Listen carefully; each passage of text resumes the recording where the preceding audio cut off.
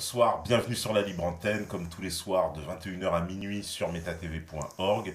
C'est la saison 2 et ce soir, on est avec Madame Ginette Scandrani. Bonsoir. Bonsoir. Donc, très content de vous accueillir ici pour cette soirée, j'ai envie de dire, libyenne, Oui. kadhafiesque, on devrait dire. En tout cas, ça va nous servir à comprendre un peu cette Libye de Kadhafi et qui était cet homme finalement et ce qu'il a fait pour son peuple, puisque son œuvre est, j'ai envie de dire, un peu méconnue quand même. Ou en tout cas, teinté comme ça d'une histoire, en fait, d'une histoire officielle, d'une doxa, que l'on va tenter justement de débunker ce soir. Donc bonsoir à vous, il y a la régie qui est là, bien sûr, il y a Steph, il y a DJ Premier, il y a même l'IS Napoléon, vous voyez, il est venu, hier on le réclamait de tout bois, et ben il est là ce soir, mais il ne sera pas dans l'émission. Mon cher Ozzy, d'ailleurs, voilà, je dis bonsoir à tout le monde. Voilà, mon cher Ozzy, Psycho Quack, Jonathan, Gach Espoir, Liberty, Lyon Part, Giorgio, Valigo, Moonweek, Jomio, Raziel Peck, Karak, Patriote, Saruman. Waouh, vous êtes nombreux, MiG35, etc. Eh ben, salut à tout le monde. Voilà, donc pour cette soirée un peu en route vers la Libye et la Libye verte. On va Verte, dire. la Libye verte. La Libye verte. Moi aussi, je dis bonsoir à tout le monde. Oh. Je connais pas tous ces noms que vous venez de Ah bah non, mais moi je leur ne connais dis pas tous, bonsoir mais à tous. maintenant on se connaît bien aussi. À force, on commence à se connaître. Mais je leur dis bonsoir, même si je les connais pas. Ah bah je pense qu'il vous salue aussi, hein, de toute façon. D'accord. Voilà, il y en a plein qui vous saluent. Voilà, ils vous comparent à Eva Jolie. Ouais, ils sont un peu... Oh, ouais, ils oh, sont taquins. Ils sont taquins. Non, n'est-ce pas? Bon, c'est un psychoquette. Mais voilà. Elle a osé aller en Libye pour se promener, Ah, c'est tout. c'est tout. Parce que vous étiez par contre en Libye et j'ai envie de dire, c'était pas tout le temps. Enfin, vous avez connu la Libye avant. Avant et pendant la Et guerre. pendant la guerre. Hein. Donc, et la Libye, alors, c'est pour ça qu'on va commencer avant d'arriver à parler de la guerre. En plus, on a déjà abordé pas mal d'émissions sur cette guerre de Libye affreuse et on en reparlera bien sûr. Mais c'est pour comprendre un peu ce que c'est que justement cette avant-guerre, qu'est-ce qui se passe en Libye en fait sous l'ère Kadhafi. Alors, on rappelle Kadhafi, il arrive au pouvoir en 1969. 69, il avait 29 ans. À 29 ans, donc c'est un Ouais. colonel, hein, c'est ça, de C'était l'armée. Ah, mais il a jamais changé, il a toujours voulu rester colonel. Il a toujours regardé son C'est son ça titre. que j'aimais, quoi.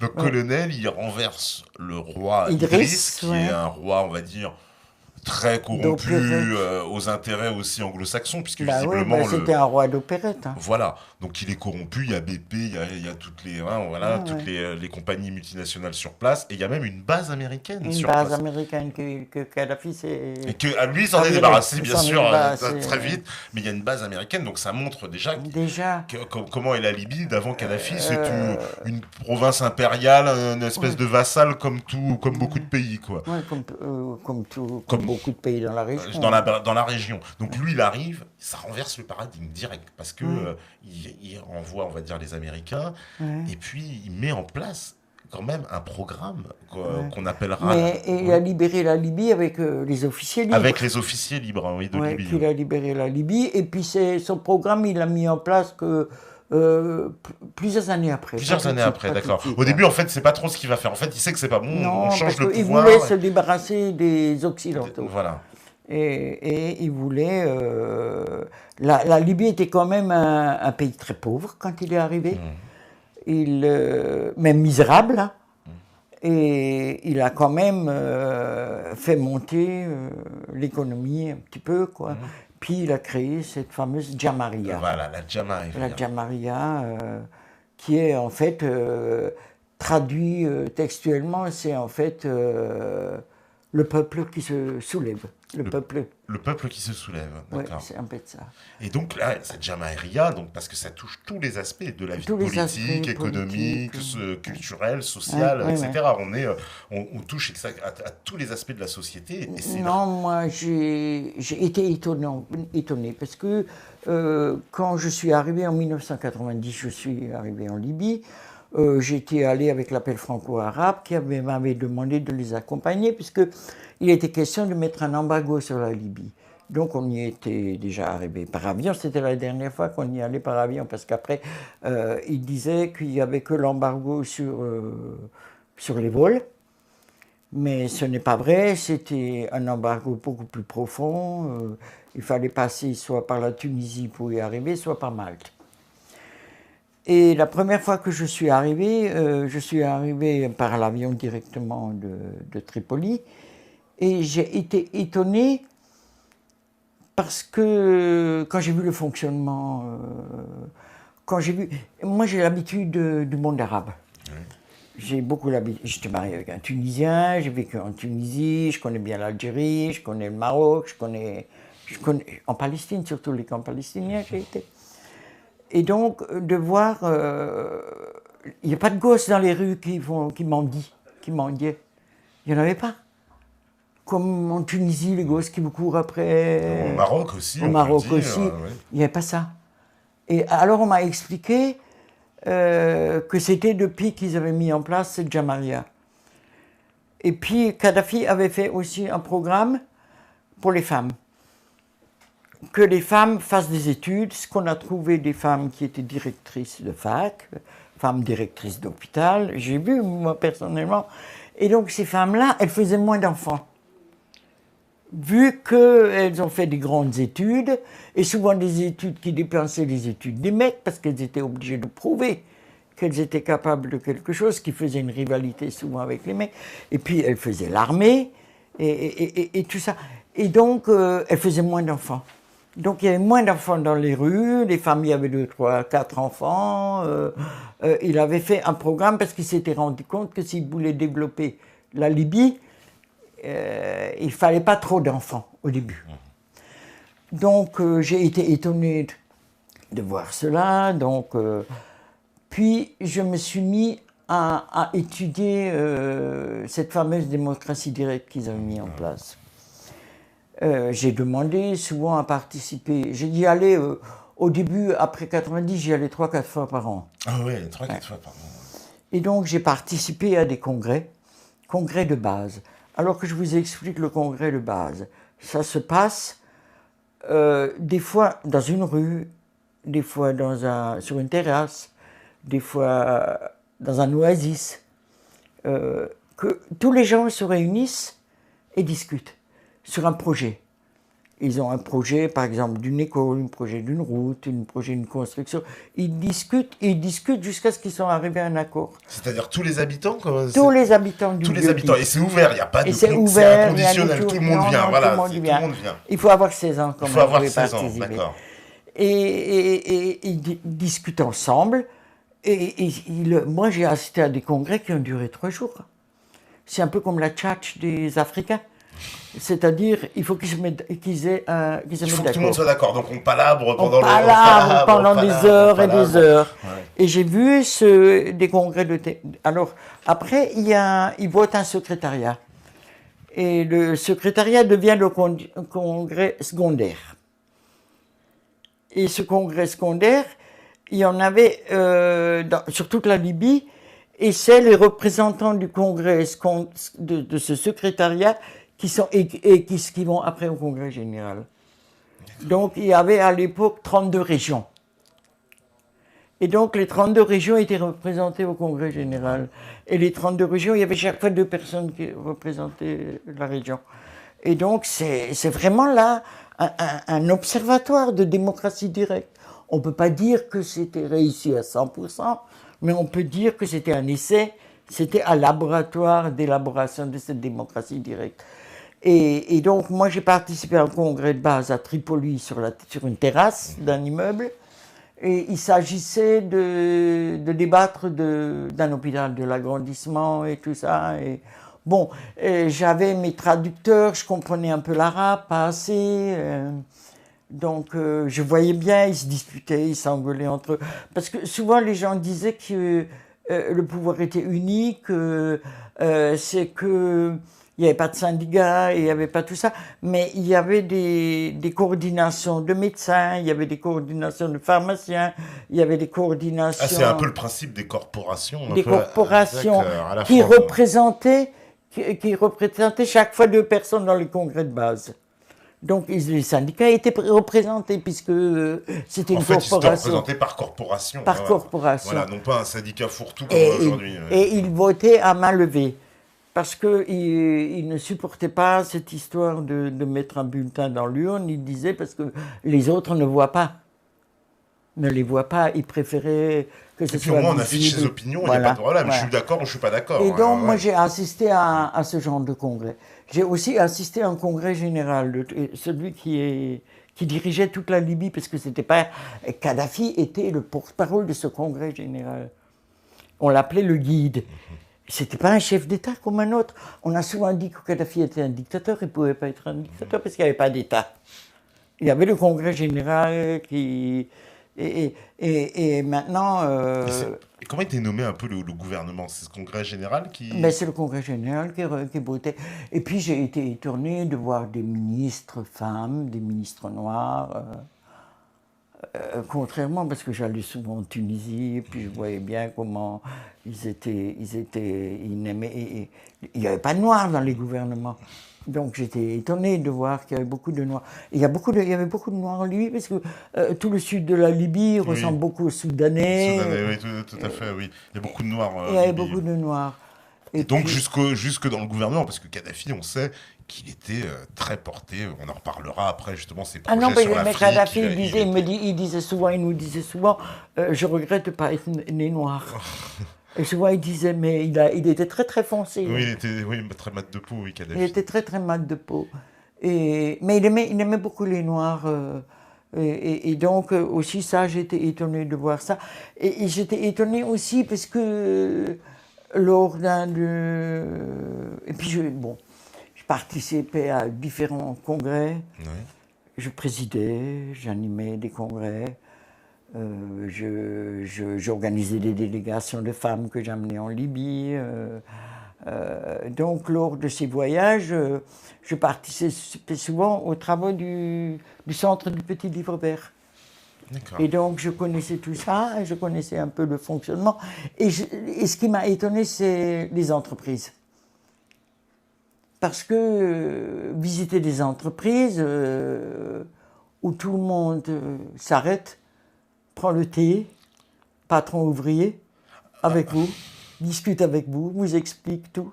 Et puis il m'explique que c'est l'autogestion. Oui, voilà, parce que alors les entreprises, si je m'en fie au livre vert, il y a une particularité là-bas. Elles appartiennent en fait aux employés. Aux employés. Il n'y a pas d'actionnaire. Non, il n'y a pas d'actionnaire. C'est très important. Disons, ils expliquent ça d'une manière très simple. Ils disent le soir, on balaye, on nettoie tous ensemble, y compris le patron. Ça, c'est vraiment... Y compris le patron. Ouais. Et moi, j'ai discuté avec eux, ils m'ont expliqué. Il y avait des entreprises, des conserveries que j'ai visitées. Et moi qui avais déjà visité des usines en France, de voir toute l'usine qui s'arrête pour recevoir et prendre le thé, la pause avec tout le monde, y compris avec le patron. Et j'étais étonné. Et ça n'est pas arrivé qu'une fois, ça m'est arrivé plusieurs fois. Donc ils avaient vraiment... il a modifié la société libyenne profondément. Alors pour les femmes, effectivement, c'est connu. Il paraît que le système éducatif aussi. Alors le système éducatif, on pouvait faire donc des études entièrement, j'ai envie de dire, gratuites. On ne payait rien. Et si on allait à l'étranger, on recevait des bourses très importantes pour pouvoir... je me rappelle, j'avais mon fils qui était en fac de Strasbourg. Il a dit, heureusement qu'on avait les Libyens qui avaient du fric. Parce que nous, on n'en avait pas. Ils avaient des belles bourses. Oui, ils avaient des belles bourses. Apparemment, ils avaient de très, très belles bourses. Et je ne vous dis pas le nombre de Tunisiens qui ont profité des bourses des Libyens. Ah oui, ça, on en parlera aussi. Oui, Et donc, il a fait énormément de choses, mais pas tout seul. Il avait un bon groupe autour de lui. Bon, il y en a quelques-uns qui l'ont trahi, d'autres sont restés fidèles, mais ce qui m'intéressait beaucoup, moi, c'était l'histoire des femmes, parce que j'avais mené une délégation de femmes. Parce que c'est qu'en Libye qu'on pouvait rencontrer tout le monde. Il y avait une conférence de femmes où il y avait 28 femmes qui venaient des 5 continents. D'Australie, de Nouvelle-Zélande, des Aymara, des Indiennes de Bolivie, une Indienne de Bolivie, allemande, autrichienne, américaine, du Texas. 28 femmes qui débattent ensemble pendant 3 jours sur le statut de la femme.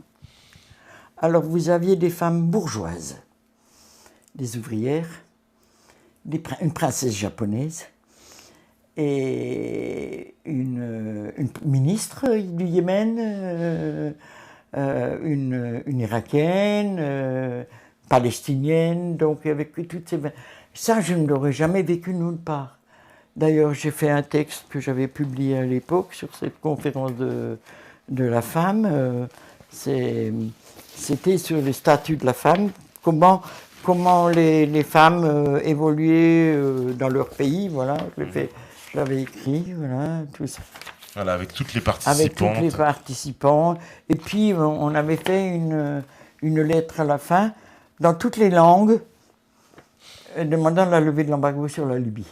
Parce que la Libye était sous embargo. La Libye était sous embargo. Oui. Ouais, cet embargo qui a fait du mal, parce que c'était quoi en plus? Ça entravait le développement de la Libye, puisqu'ils ne pouvaient pas importer certaines pièces, surtout dans l'industrie, surtout dans l'aviation. Oui, les avions ne pouvaient pas circuler. Même les avions intérieurs ne pouvaient pas circuler. Oui. Et puis ils étaient en mauvais état. Moi, je me rappelle, j'ai pris un avion un jour où il y avait des trous, des lambeaux sur le toit. Et j'ai pris pour aller à Sirte. Sirte, c'était là où se trouvaient les ministères. Et puis il y a même Roger Garaudy qui a failli tomber. Ah oui. Ouais, je me rappelle, on a été à Sirte, une conférence sur le désarmement à Sirte, et que j'avais aussi présidé une partie de cette conférence. Et c'était très dur l'embargo, hein, parce qu'il fallait passer soit par la Tunisie, donc vous preniez un avion jusqu'à Djerba. Djerba, oui. Et à Djerba, vous alliez jusqu'à Ben Gardan. Et de Ben Gardan, de traverser la frontière en voiture. Et vous aviez à peu près 300 km de désert pour arriver jusqu'à Tripoli. Ah oui, il y a 300 Alors on avait kilomètres. 5 ou 6 heures la nuit en voiture à traverser le désert. C'était fatigant, il fallait vraiment aimer aller en Libye pour se taper tout ça. Et puis sans compter que les Tunisiens nous contrôlaient tout le temps. Ah oui, c'est-à-dire, ils contrôlaient tout le temps. Et jusqu'à la frontière, ils nous contrôlaient. Ah, ils contrôlaient tout, ouais. Ah ouais, ils prenaient nos passeports. Moi, un jour, ils ont failli ne pas me piquer mon passeport. Parce que, en plus, ayant été marié avec un Tunisien, j'avais la nationalité tunisienne. Ah oui. Et ils ne supportaient pas que je ne reste pas en Tunisie, que j'aille en Libye. Donc il y a des relations un peu tendues d'ailleurs, à l'époque. Entre Kadhafi et Ben Ali. Ouais. Et puis comme moi, défendre les droits de l'homme, je m'étais attaqué à Ben Ali, j'avais défendu les prisonniers. Oui, donc je n'étais pas persona grata en Tunisie. D'accord. Et donc voilà, parce qu'un jour on était à 300, on avait pris un avion, on avait fait Paris-Rome et de Rome-Djerba. Et il y avait 299 personnes qui ont dû attendre dans les bus parce qu'ils m'ont gardé pendant 2 heures. À la frontière. Ouais. À la frontière. Et en Libye, alors justement, les avancées sociales, vous nous confirmez que le téléphone était gratuit dans la rue? Ouais, le téléphone était gratuit. Ça m'est arrivé un jour, je voulais téléphoner, chercher le trou de la cabine. On m'a dit, mais il est gratuit le téléphone. Tu payes juste si tu téléphones à l'étranger. En Libye, le téléphone était gratuit. L'électricité était gratuite. Hein. Le loyer était gratuit. On leur donnait un terrain quand ils se mariaient. Voilà, parce que chacun doit être propriétaire de sa maison.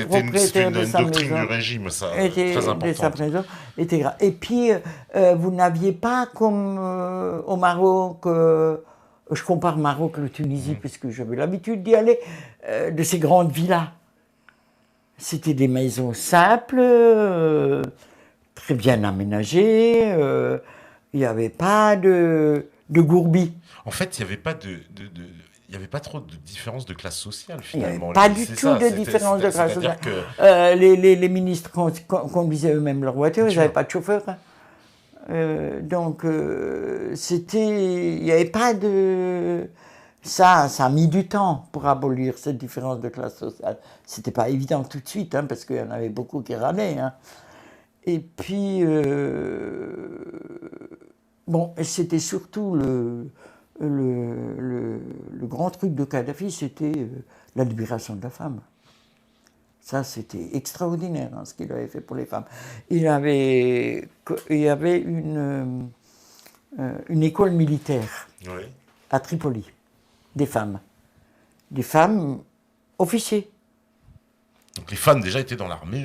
Dans l'armée, ouais. Et c'était des femmes qui faisaient des études, qui faisaient pas seulement des études sur l'armée, mais aussi les études sur les affaires étrangères, sur l'internationalisme, elles étaient assez jeunes quand elles rentraient, et puis elles faisaient une carrière. Il y avait des femmes officiers. On m'a raconté qu'il y avait des problèmes, parce que quand les femmes étaient plus gradées que les hommes refusaient de se faire commander par les femmes. Et donc, et c'est Kadhafi qui intervenait, justement, parce que, moi j'ai une copine, Zora, qui dirigeait la place Bab el Azizia, qui est l'ancienne caserne où on était souvent. Et elle était vraiment, c'était vraiment une militaire. Et alors, c'est pas comme on a raconté les Amazones de Kadhafi. Ah oui, les grandes rumeurs que Kadhafi, alors on me l'a dit tout à l'heure, il se tapait, pour parler vulgairement, ça c'est une rumeur, ça, parce qu'il faut la débunker, parce que ça c'est vrai que c'est la mauvaise pub qu'on lui a faite là-dessus. Hein, elles étaient avec des treillis, avec des kalachnikovs, parce que moi j'ai assisté à un congrès dans le désert avec au moins 2000 bédouins, où j'étais la seule femme là-dedans. Et j'avais au moins 7 Amazones, 7 officiers femmes autour de moi, et je les ai vus, ils sont costauds, hein, mais elles savaient se défendre. Et un jour, j'ai demandé dans une réunion où Kadhafi était là, j'ai posé la question et j'ai dit pourquoi les femmes? Il m'a répondu parce que j'ai plus confiance dans les femmes, elles sont plus fidèles. Voilà. C'est pour ça qu'il a choisi de s'entourer d'une garde présidentielle femme. Et ça lui a pas suffi. Parce que tout le monde trouvait ça, évidemment. On a joué ça contre lui pour dire c'est loufoque, c'est son côté exubérant. Non, il n'était pas. Tout ce qu'on a raconté sur lui, comme là, Mona Heitermann qui a dit qu'il a failli se faire violer par Kadhafi, il n'était pas comme ça. C'était quelqu'un de très simple. J'ai connu sa femme, j'ai connu ses enfants. Il habitait. Justement, à Tripoli, il avait une maison dans un quartier parmi les gens. Enfin, la moitié du temps, il était dans le désert parce qu'il aimait trop le sable, trop le désert.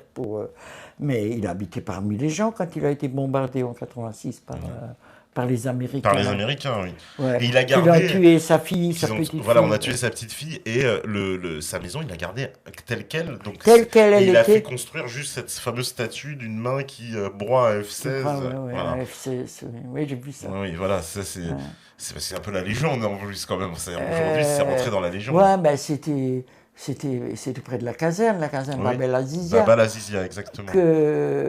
Où j'ai fait mes grands discours pendant la guerre, au mois de mars, quand je traitais Sarkozy d'assassin, avec un micro au-dessus, il y avait 5000 jeunes qui étaient là. Ça, c'était vraiment des jeunes qui sont restés là-bas pour protéger Kadhafi. Ils disaient qu'ils voulaient protéger Kadhafi. Et j'avais emmené dans ma délégation Henri VI, le prince, le descendant des rois de France, qui a pris sa parole, Bab el Azizia. On a encore le film. Ah ouais. Il a pris pour défendre Kadhafi. Ah bon? Ah lui, ça, bon, par contre. Ah ben voilà, le roi de France, on le cherche depuis longtemps, là. Hein, voilà, on l'a peut-être trouvé. Il n'est pas seulement le descendant des rois de France, mais aussi le descendant des rois d'Espagne. Il a les deux. Ah, il a les deux, ouais. Mais je crois que descendant d'Espagne, il ne peut pas revendiquer le trône de France. Non, rien du tout.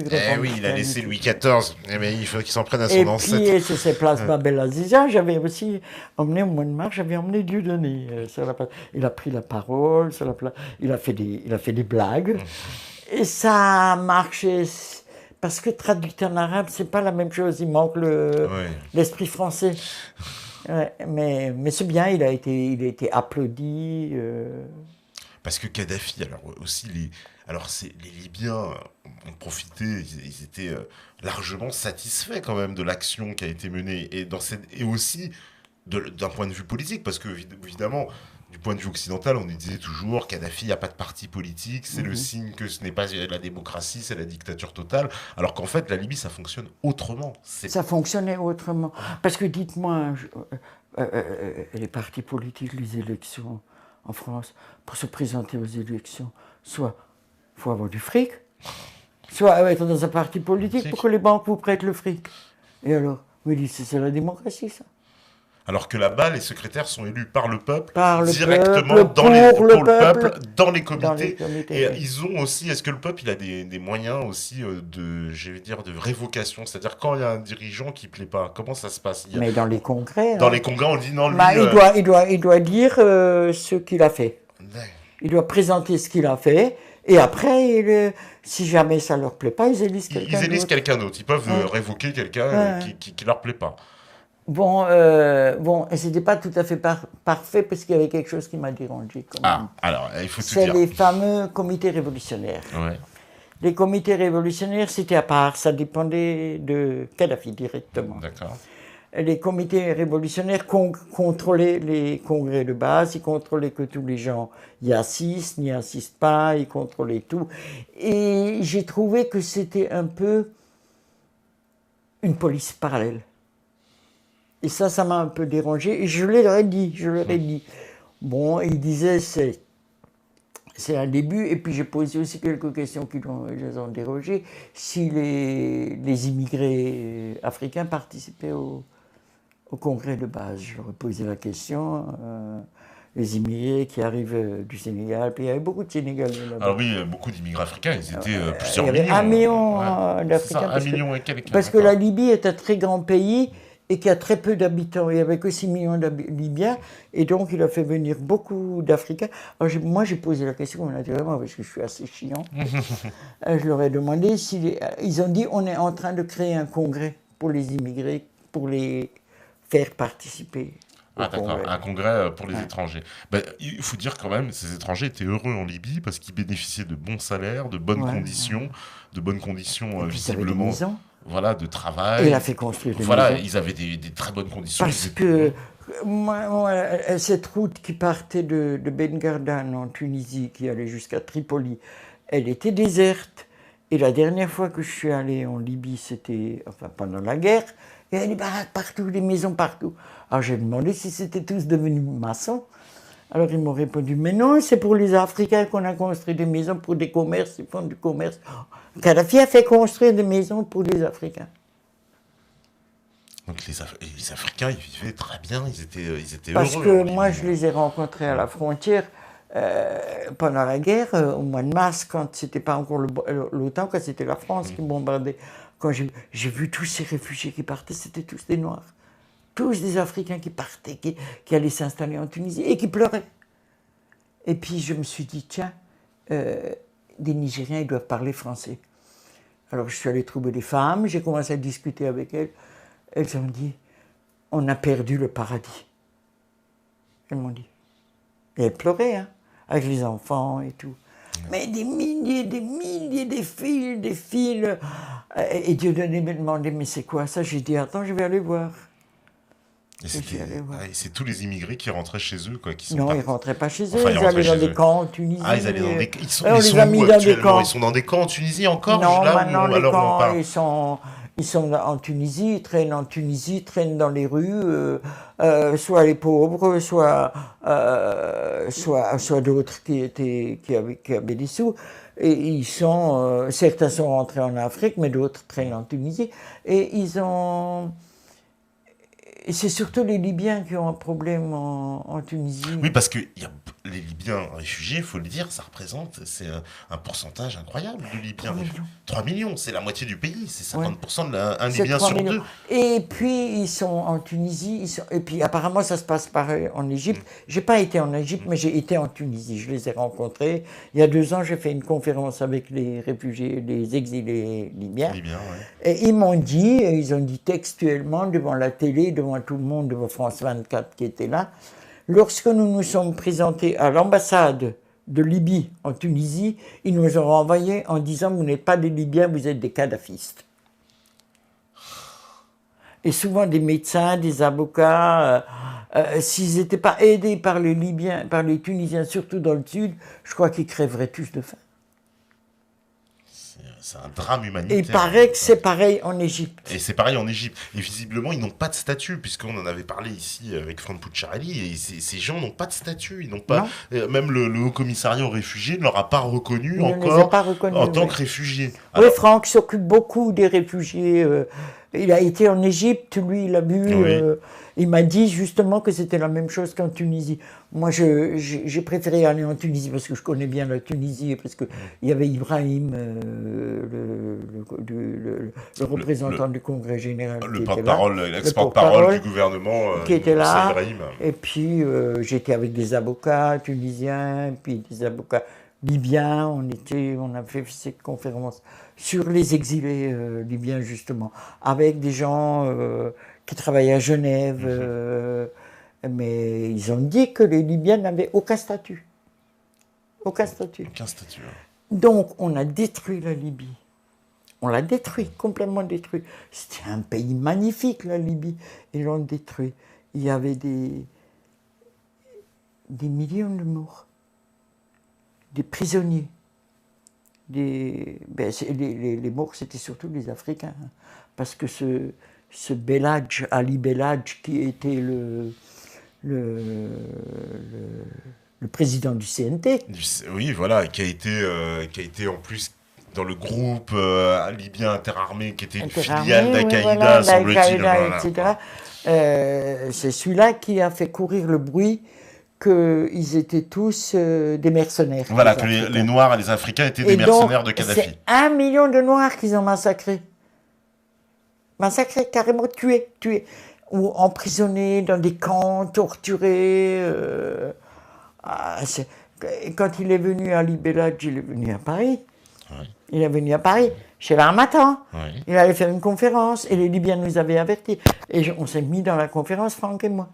Et moi, je l'ai interpellé devant tous les gens, en lui disant vous vous présentez là comme un démocrate, mais vous ne dites pas qu'il y a 3 millions d'exilés libyens, et vous ne dites pas que vous avez fait massacrer les Noirs. Vous, monsieur, devant tout le monde, ils ont dû arrêter la conférence. Ils ont dû arrêter la conférence. Franck, après, est intervenu après moi, en sortant le drapeau vert, et puis un autre copain qui a balancé des boules puantes.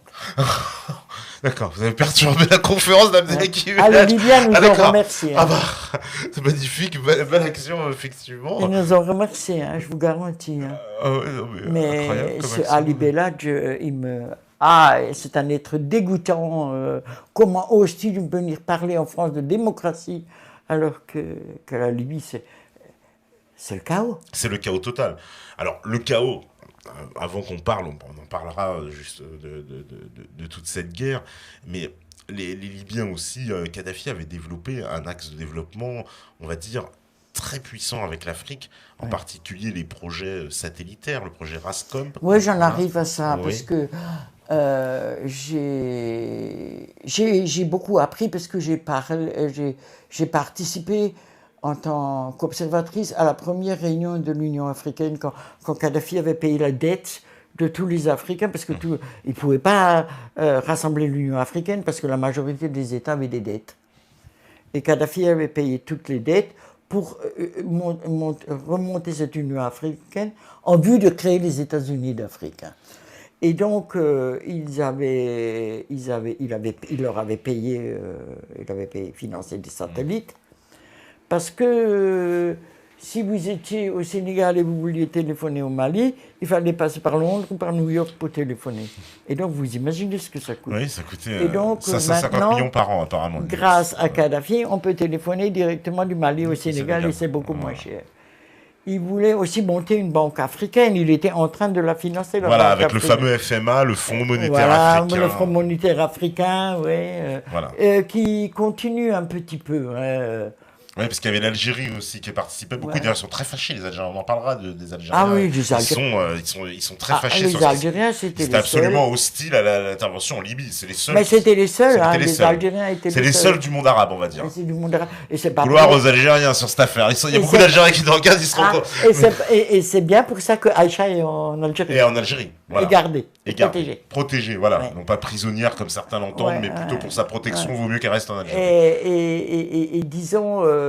Mais Kadhafi n'avait pas seulement les congrès, parce que la Libye était un mélange très bizarre entre les congrès, les tribus qui Les participaient tribus au aussi, congrès. voilà. Il y avait 1500 tribus en... Voilà, c'est en très Libye. important parce que la Libye est aussi une société tribale Très où, tribale. ces traditions tribales sont très ancrées, les tribus sont représentées. Il y a Ouais, des... ouais. Et surtout quand vous allez dans les oasis, vous voyez les bédouins et tout ça qui se réunissent. Moi, j'ai participé à des congrès de bédouins, mais étonné, hein, avec les moutons qui couraient partout, alors que je suis végétarienne. Et des méchus aussi, il y en avait. Et c'est ça, les tribus, moi j'ai participé au mois de mai 2011 à cette rencontre des tribus qui sont toutes venues à Tripoli pour soutenir Kadhafi. Et là, je les ai vus, les tribus, il me les a présentés. J'étais avec le prince. C'est surtout le prince qui les intéressait, les chefs de tribus. C'est le prince de France, vous imaginez. Et il était très simple, d'ailleurs. Et il y en a qui sont venus avec leurs chameaux. On a bu le thé, appuyé sur les chameaux qui étaient couchés, avec le prince, dans la boue. Ouais. Et à Bab el Azizia, ils sont tous montés à Bab el Azizia avec leurs chameaux, ils sont venus du fin fond de la Libye, de partout. On les a rencontrés et c'est là que j'ai appris qu'il y avait à peu près 1500 tribus. Il y a des grandes tribus, mais toutes petites. Hein. Et Kadhafi, semble-t-il, lui, il vient d'une petite tribu, justement, les Warfala, c'est ça? Les Warfala, qui sont une c'est petite tribu. Et Saïf, qui était prisonnier à Zenten, c'est une grande tribu. Ah, Zenten, exactement, d'accord. Ça, c'est une grande tribu qui le tenait. Ils l'ont pas lâché, d'ailleurs, hein. On en reparlera. On ne sait pas, on ne sait pas, on ne peut pas le dire. Hein. De toute façon, il n'était pas vraiment prisonnier, il était protégé. Hein. Parce que... C'est un peu ça, en fait, oui. Il était protégé. En fait, quelque part, ils ont refusé de le donner à l'OTAN, en fait. C'est un peu ça. Ils ont refusé de le donner à l'OTAN, ils ont refusé de le faire juger à La Haye. À La Haye, oui, voilà, ils ont refusé ça dès le début, ils ont été clairs. Et puis jugé par ces djihadistes, ces fous, qui ont tout détruit, qui ont... ma copine Zora, c'est une Libyenne qui faisait partie de l'armée libyenne, qui a été prisonnière en Égypte dans un camp, qui est arrivée à s'évader. Et elle m'a raconté comment il est torturé. Dans le camp en Égypte. Et il était sous la garde de qui? Le camp des Égyptiens? Des djihadistes? Elle m'a raconté tout ça, ce qui s'est passé. Elle a été prisonnière en Libye, dans un camp. Elle a été prisonnière en Égypte, dans un camp. Elle est arrivée à s'évader, et puis elle est venue en France. Et grâce à quelqu'un qu'elle a rencontré, qui avait mon téléphone, elle a pu me contacter. Et puis elle est là, mais elle est encore choquée. Hein. Après tout ce qu'elle... Et elle dit, il y en a beaucoup qui ont été torturés, surtout les femmes. Surtout les femmes, elle dit que c'était horrible ce qui s'est passé dans les camps. C'est des camps qu'ils ont instaurés. Parce qu'ils ont instauré des camps en Libye, après la chute de Kadhafi. Oui. Et on a mis les personnes dans des camps, les opposants, c'est ça? Et c'est surtout tous les opposants. Enfin, les opposants, tous ceux qui tenaient Kadhafi, on se baladait, il paraît, avec un truc vert, on était arrêtés immédiatement. On était arrêtés, ou t'avais une fille qui s'appelait Aïcha, c'était fini, t'étais arrêté. Ah, c'était à ce point-là, à ce point-là, carrément. Ah ouais, même une fille qui s'appelle Aïcha, c'était sûr. T'étais arrêté.